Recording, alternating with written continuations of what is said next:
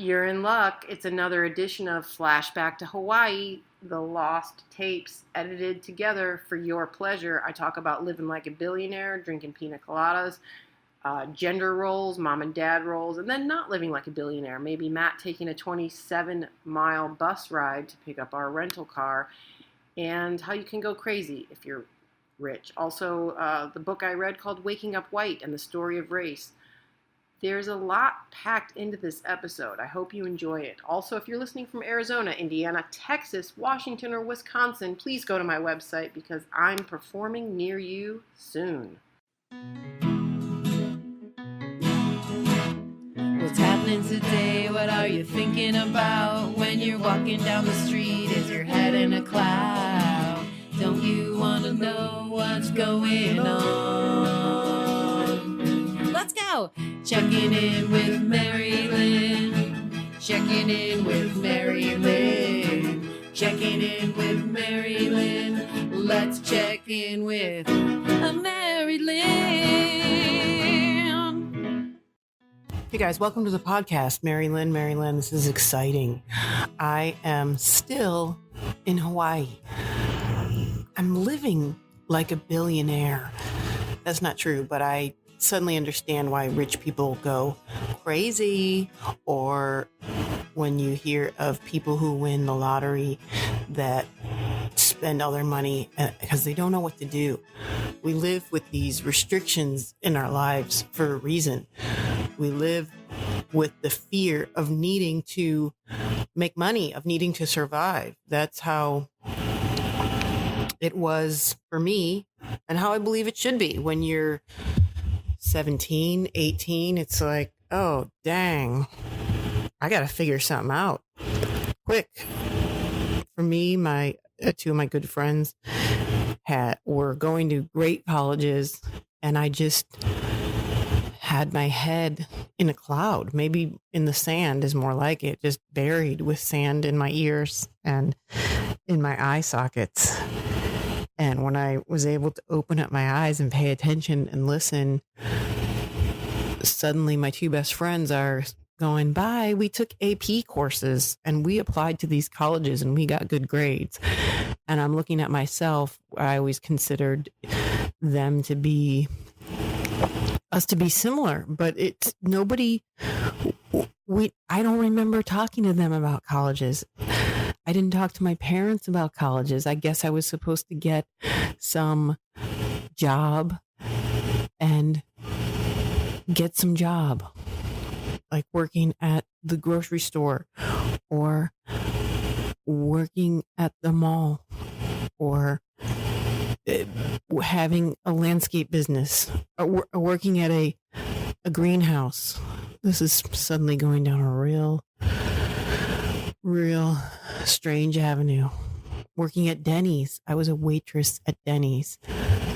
That was a terrible job and a great job all at once, because I did that when I was still in high school. And when I had graduated high school, I didn't know what I was going to do. I was waiting tables to make money to go to college. I decided to apply to art school, and I went to school for painting because I didn't want to get a job, and I didn't want to go to a college where I'd have to repeat subjects that I wasn't interested in the first place. Looking back on it, I think there was something wrong with me. I mean, I don't think I had learning disabilities. I think I had social, emotional issues, because I like stuff. I like to learn, but I had this weird mechanism where I didn't want to be. It was like I had a problem with authority, but I also had problems expressing myself, problems knowing the way how to learn, and I was never really taught. I think I'm just having this revelation and articulating this way in this very moment just now. Why did I start talking about this? Oh, because I said I'm living like a billionaire now. So anyway, obviously I was lucky enough to get into the field of acting, and right now I'm on my third week of still being in Hawaii is where I was going with that. And we're in a condo now, and things are so slow here and mellow, and it's so beautiful that I'm starting to go a little bananas. I'm just counting the hours until I can go have that pina colada, which I did yesterday at the bar. But we were at the resort. See, there's still something for us to fight against at the resort. My husband and I, and my son, there's a little bit of that chip of well, they haven't redone this resort since the 70s or 80s. They've redone it. Just the configuration of the room, it doesn't have a good flow. The design is off, and then it's clean. They've replaced stuff. I think I talked about this in the last podcast. Anyway, we don't have to go back there. We're out of the resort now. And you have a chip on your shoulder because it's like, oh man, we're paying so much. So there's still a little bit of a problem, to keep it alive. So we get here to the condo. We have this concierge named Pam. She drives with us to our parking space, walks us up to our room. There's a washer and dryer in the room. Everything is beautifully decorated. This is what I was thinking of. This is why rich people start to go nuts, because once you are at this certain level, you think this is how stuff should be.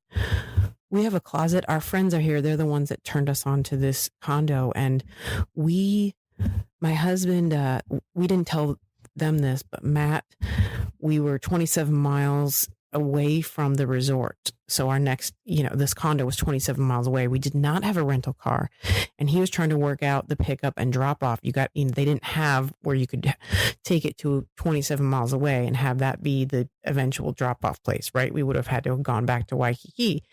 We're going to go from the condo to the airport. Anyway, you understand what I'm saying is that the way he organized it, Matt, was to pick up and drop the car off where we are now. But he had to figure out, in other words, how to get here. And he ended up taking the city bus, which is great. I mean, I called the resort and I said, is there any shuttle? They're like, no, we don't. You can't take a shuttle for 27 miles. I think. And then the guy on the phone, he just said, yeah, rent a car. And it's like, well, that's our whole issue. We're trying to get a one way to go pick up our rental car. And then he drove back to the resort to pick us up. He took the city bus. We haven't even told our friends here. And we took my son and I got all of our luggage. We have way too much luggage. We're here for 3 weeks. I don't know how it ends up being so much because it's bathing suits and stuff, but we ended up lugging. You rely on dad for a lot of stuff. Dads have to carry stuff. It's just assumed dads have to reach stuff that are high up, and dads do the grilling. Everybody knows that. And I'm definitely a participant in those gender roles at this point in my life. But sometimes moms bring home the bacon. Am I right? What's up? Anyway, my son and I are waiting for the update from dad, and I'm giving him tips on how to not have his battery run down on his phone as he's getting on this city bus in Hawaii to go 27 miles. And he's researched this on the internet. No one at the hotel has really helped us. Like I said, there's no shuttle. He could have done Uber, but we're trying to avoid that expense because we're pretending to be rich people, but we're not. But we're in that zone. Our life's pretty sweet. I talk about this in my stand-up. It's one of the more revealing bits, which sometimes feels amazing, and sometimes it feels not indulgent, but it feels like, oh, I just gave them too much information. When I'm doing stand-up, but that's my favorite area, where it's, yes, you're entertaining the people, but you're also revealing something. You're revealing who's here? Revealing a truth. That was really nice. He just slowly closed the door so I could be alone. You're revealing a truth about yourself. So the truth about myself in my stand-up is how I say people recognize me in the airport. And a lot of times it's from 24, and they're lovely, and they're, I love your character, I love your work, or they want to talk about how much they love watching the show 24 still after all these years, or how I'll meet kids in college and they'll say, I grew up watching 24, and I'm like, that's inappropriate, but okay. So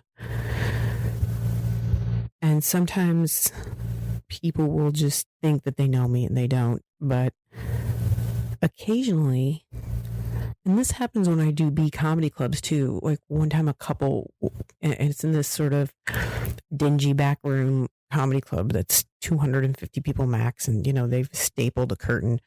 Not all of them are like that, but some of those rooms are that are on the circuit, and that's where I can sell tickets. You have to do appropriate to what your value is in that marketplace as a stand-up, right? So these are the bookings that I do. I'm happy to do it. I love it.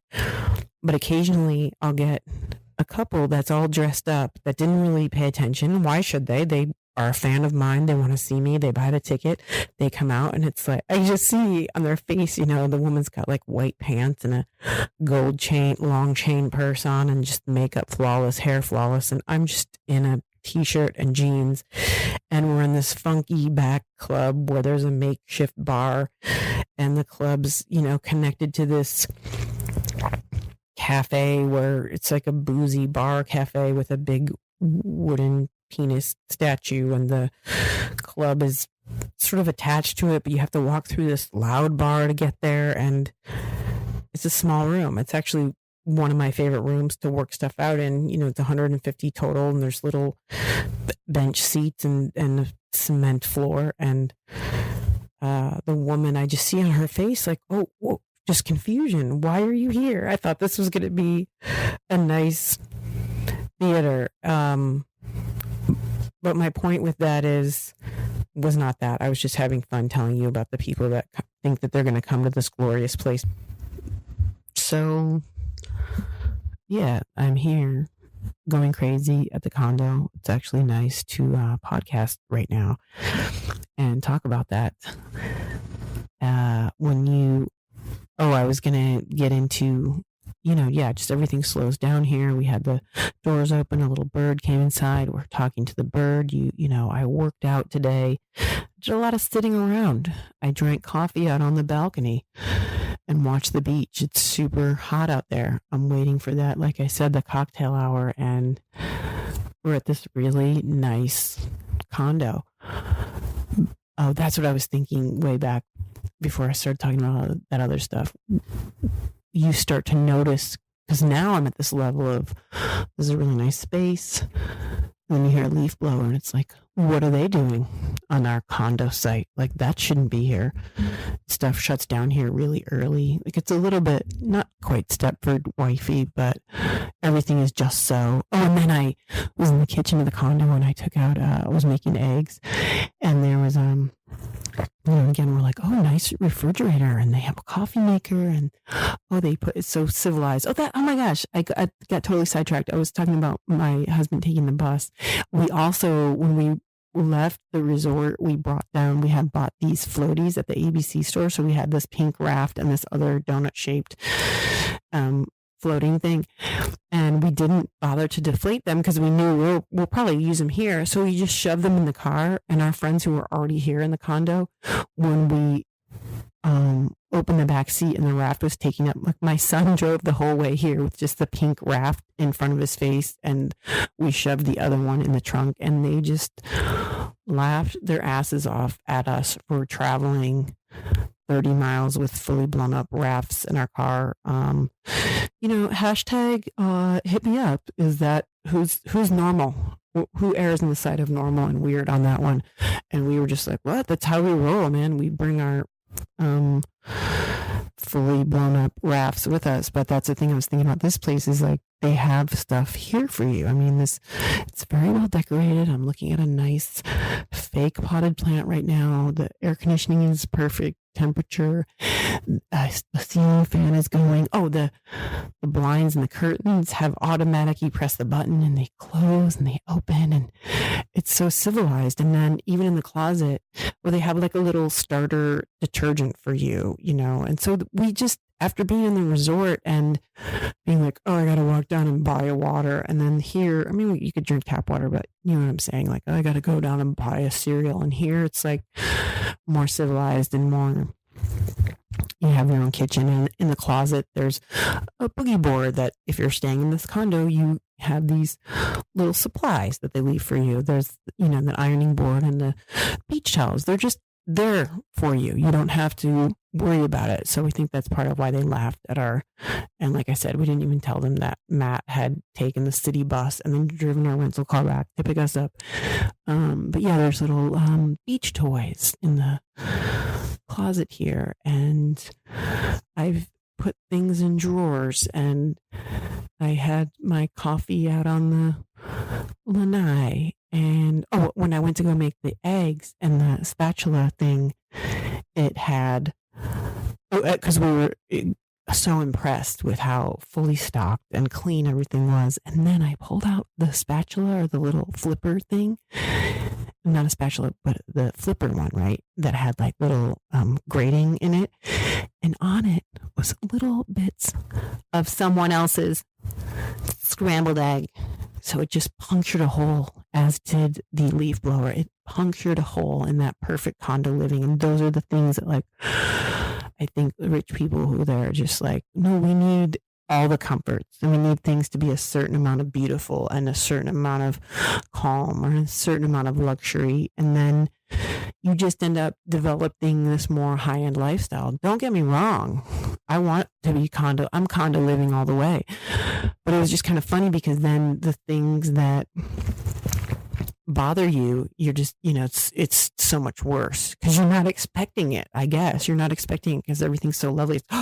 There were bits of scrambled eggs on this. Well, I thought they had impeccably prepared everything for us and walked us and gave us our binder and our key cards.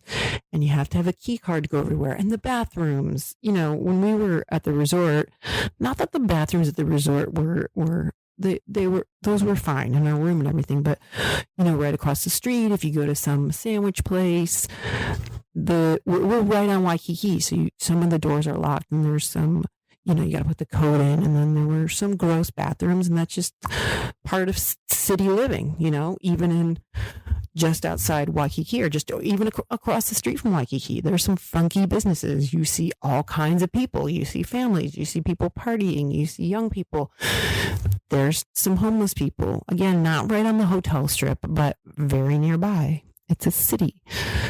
It's a working city. That's also what's interesting about flying into, maybe, I don't know how many people have been to Hawaii. I feel like maybe most people.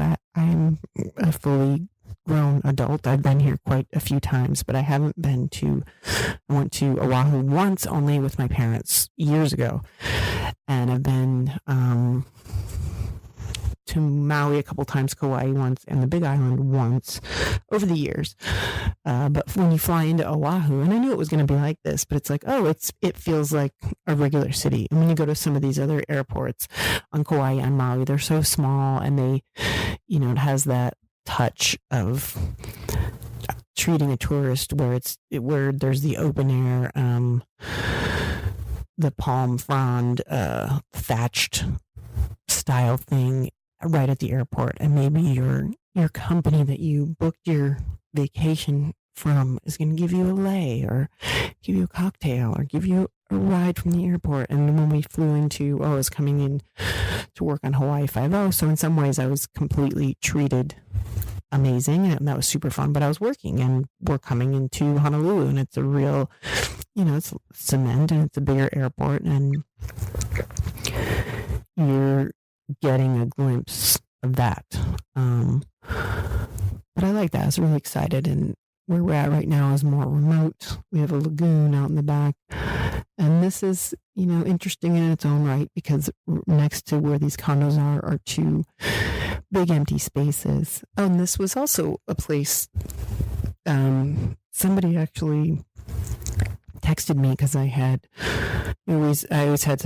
did the obligatory shot of my photo of my feet up on the table with our gorgeous view that I put on Instagram. And of course someone's like, nice feet. There's always like, I don't as a rule put pictures of my feet up there, but it was just one of those shots. I just did the view, and that's the picture that I did for today. And somebody said, I was stationed there, and then our friends told us that the military would come to this part of the island for their R&R, but now these are condos these are the only condos that I think people come buy and rent. And then on either side, there's hotels. But right next to us on either side are empty spaces. So it'll be interesting to see how this develops and how much it develops and how quickly that happens. Because it's still a bit remote now. And it's gorgeous. And I've been in this wonderful condo. And I think now I'm going to have to go get in the ocean. Someone's got to do it. And that someone is me, Mary Lynn. I'm signing off.